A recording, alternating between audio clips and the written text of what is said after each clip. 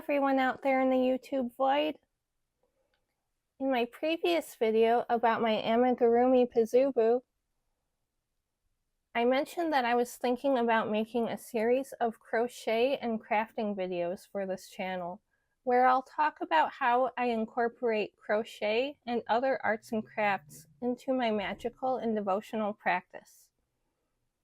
I might make some tutorial videos for specific projects in the future if people are interested. When I look for information about pagan crocheting, I mostly just find patterns that are really just Halloween decor or knickknacks to fit a witchy aesthetic, and less things that are actually useful or functional for actual practice. So I thought that these videos could help to fill that void a bit.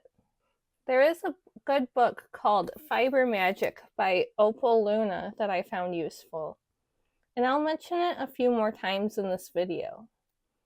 It includes projects for several types of fiber arts, but I've only really tried the crochet projects so far, though I do want to try making the recycled picture frame loom and the weaving projects one of these days. Some interesting things that I found in this book were the idea of using specific stitches to represent the elements and incorporating numerology into your stitch counts. There are a lot of ways that you can make use of crochet and other arts and crafts in your practice as a pagan or a witch. You can make your own temple clothing, imbuing magical intention into every stitch. You can make tools and bags for your tools. You can make spell components, charms, or offerings. The possibilities are endless. I suppose some of my previous videos can fit into this category as well, but I thought that I'd start my first official Witchcrafting with Naya video by just showing you all some of my previous projects that I made in connection with my practice. I'll start with my shawls. This prayer shawl was the first largish crochet item that I made. I started learning to crochet with amigurumis, and then started with smaller wearable projects such as hair scarves. Wearable items and large projects that take many sittings to complete intimidated me when I first started learning, so I stuck to small things at first. This one was from a simple pattern that I found in the Fiber Magic book.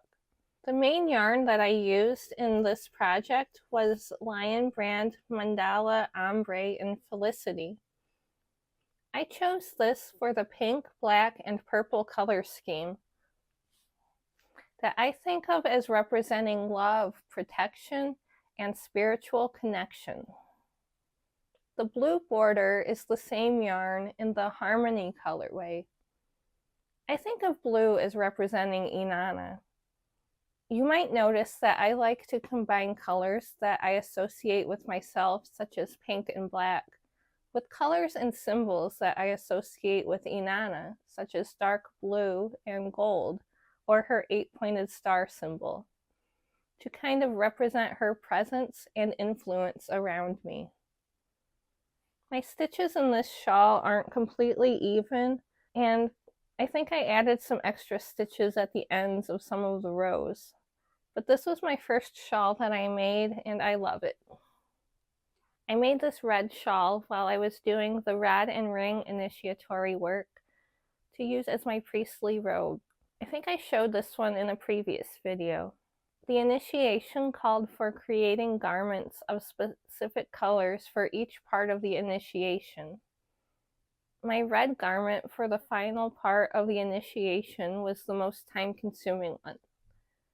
When I made it, I wasn't really skilled enough at crochet yet to make something like this, so it ended up really wonky and with uneven edges from dropping stitches at the beginnings and ends of rows.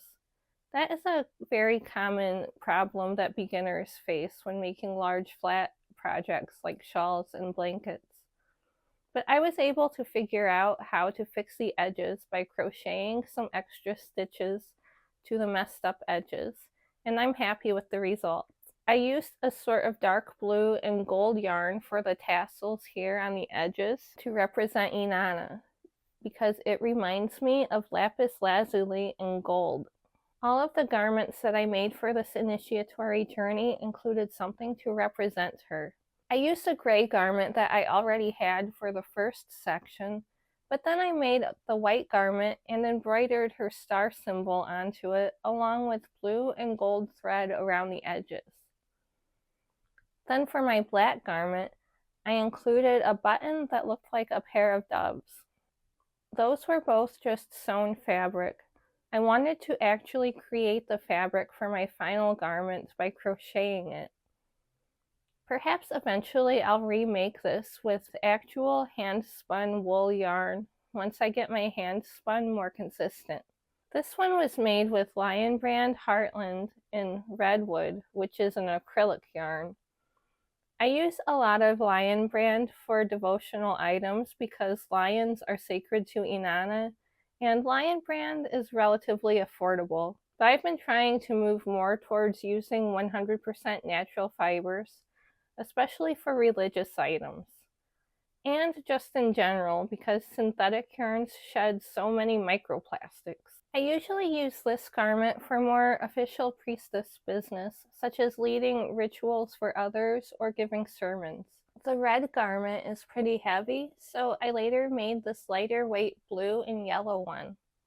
It's made from recycled sari silk yarn from Darn Good Yarn. It was one of the yarns from the Yarn of the Month Club. I want to say it was called Greek Odyssey or something along those lines.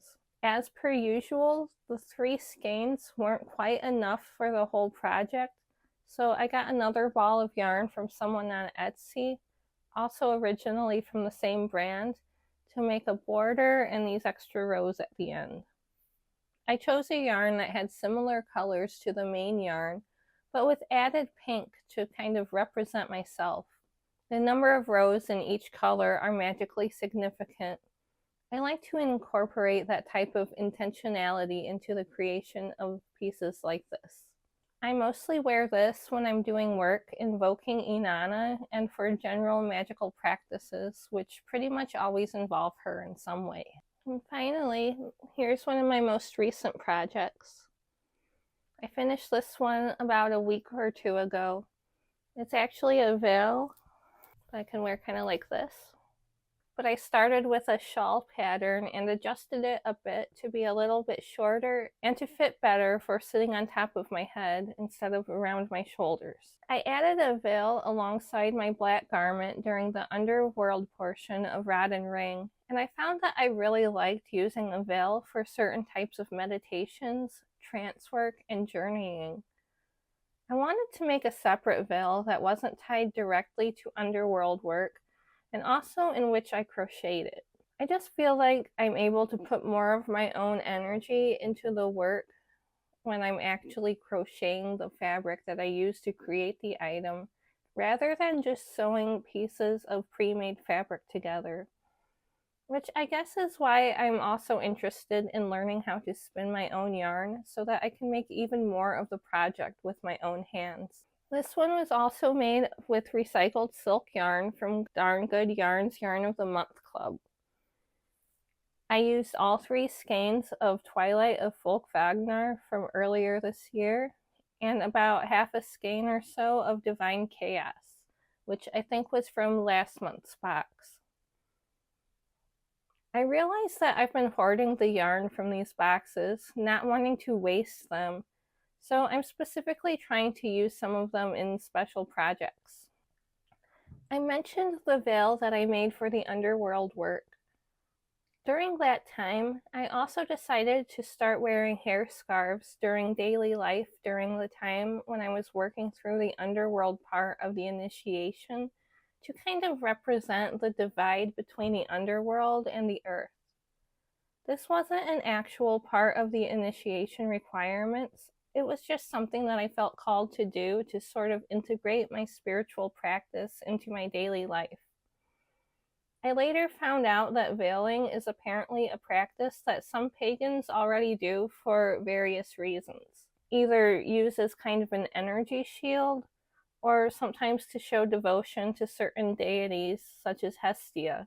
The fun part about being a pagan is that you end up making up most of your practice, but then it turns out that all of the stuff that you made up was already being practiced by lots of other pagans out there. I find the little triangle hair scarves, like the ones that used to be popular in the early 2000s, to be great for veiling. I bet they will be popular again soon if they aren't already. I started with a few black lace ones that I bought, but then I also crocheted some more. I have this one that I'm wearing right now that I made with some of the extra yarn from my first prayer shawl. And I just made a bunch of different ones with different types of yarn, different patterns. This one I just made yesterday. I consecrated the hair scarves as though they were ritual garments, and I wore them for the 6 months or so that I was doing the underworld work. This style of veiling works great because they don't completely cover my hair. I'm not comfortable completely covering up my hair because, first of all, that's not really part of my religious tradition or my culture, so it might be seen as appropriation. Second, there's part of me that is paranoid that people will assume that I got cancer again if my hair isn't visible. I mean, I'll probably get cancer again at some point with the BRCA1 mutation, but hopefully I'll be able to use the cold cap again. Next, I have little charm bags, or they can be used as spell bags or whatever you want to use them for. There's lots of different uses for little pouches in spell work. These are both two different types of bags that I found the patterns for in the Fiber Magic book. These little drawstring ones are good to use as spells or charms, or just to keep assorted magical ingredients, such as crystals or herbs or whatever else you need to keep those all tucked inside. Then there's these ones. I think the book called them Mojo bags, but I like to use them for specific spells and charms. They can hold components like little mini clay tablets or crystals or herbs, whatever you want to put in them really. And they have these little handles, these little strings here that you can use to hang them up. I also like to attach these little metal charms to the outsides. Next, I have these little crocheted charms of Inanna's 8-point star. I designed this pattern myself, and I have a pattern up on my Ribbler account if anyone's interested. I think I also made a video showing how to make these. I made so many different variations of these while I was trying to make the pattern, so I have tons of these sitting around. I also like to make little pouches for my tarot decks. There are a lot of different patterns out there for tarot pouches. These ones are from patterns that I made myself using shell stitches. I have a drawstring one and an envelope pouch version so far. I'm also planning on making a tarot mat wrap pouch too, and then releasing all three of them as a 3-in-1 pattern on Ribbler. I want to redo the top of the drawstring one first before I release the pattern though. I might make some more sets to go with all of the different classical elements if people like this one. These shell stitch ones will be my representations of water. I'm not sure what stitches I'll pick for the other elements yet. I've also found ways to incorporate amigurumi into my practice as well. I made this little goat as an offering for King Inanna last year. I used the same pattern to make this little representation of Dumuzi for my shrine to the gods of earth as well.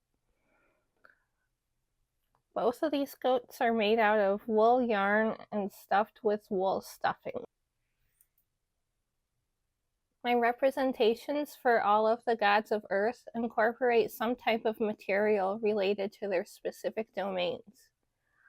For example, Geshtinana has a grapevine wreath around a clay plaque featuring a bunch of grapes, which you can kind of see back here. pretty sure I talked about the rest of them in a previous video, so I won't get into all the details this time. I also made this little dove as an offering for Inanna. I keep it on my shrine to the gods of heaven. Inanna is represented in some way at all of the shrines and altars around my temple room because that's what works best for me in my practice. This goddess doll is another project from the Fiber Magic book. The book calls it an emotional support puppet, but that's not how I wanted to use it, because you can use patterns for purposes other than what the pattern designer tells you it's for. There was also a third eye sigil pattern in the book that I used as an evil eye charm to use as part of my home protection wards. But anyway, I made this style for Ninshuber. This really isn't the type of iconography that I would normally associate with Ninshuber, like at all, but for some reason I felt her pulling me to make this for her while I was looking at the book. And I don't argue with deities, I just try to give them what they want. I added this little staff to it to make it more appropriate for Ninshuber. There is a bit of parchment inside with part of the descent myth where she went to Enki to ask for help in rescuing Inanna from the underworld written on it and rolled up inside.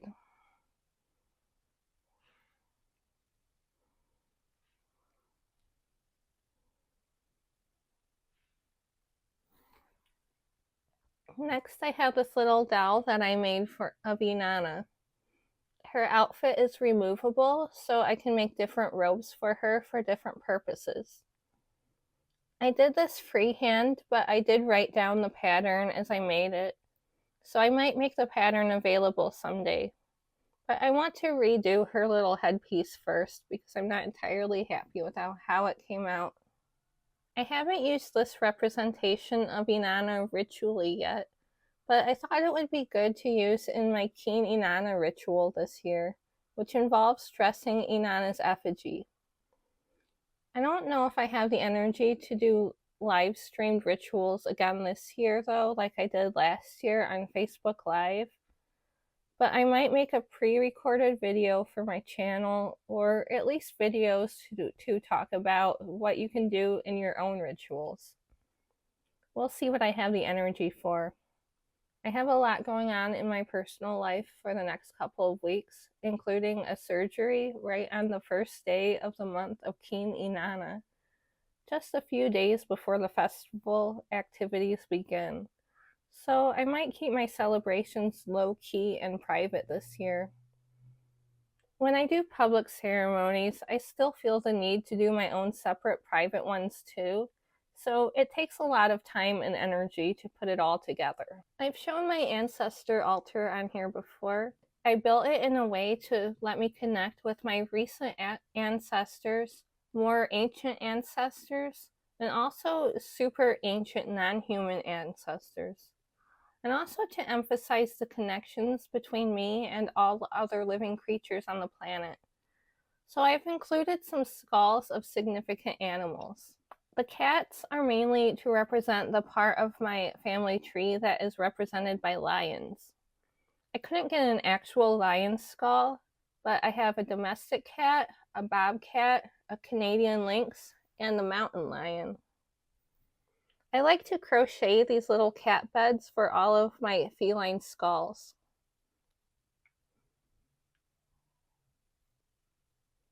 And the last project I'm going to show you today are these slippers that I'm crocheted to use as temple slippers. The pattern isn't particularly mystical or magical, it's just a free pattern that I found on the Lion brand website. But what makes any item magical is the intention put into it while making it and during the consecration ritual. I'm working my way through a book on ceremonial magic to brush up on some of my magical knowledge and skills. So I'm slowly working on making a full set of new temple garb using all natural materials. I'm heavily adapting this work to fit my actual personal practice with the Sumerian pantheon though, because I just feel like it's better to work with deities and entities that you already have a relationship with. Well, that's it for this video tour of some of my magical crochet projects. If you're wondering how I chose which projects to highlight for this video, it was literally the ones that I could see in my temple room while typing up the script. Yes, I'm still scripting my videos before I record them. Please don't tell my improv teachers. I find it difficult to think while talking, which I guess most people probably do, which is why so many people talk so much without thinking. Do you crochet items for your magical or devotional practice?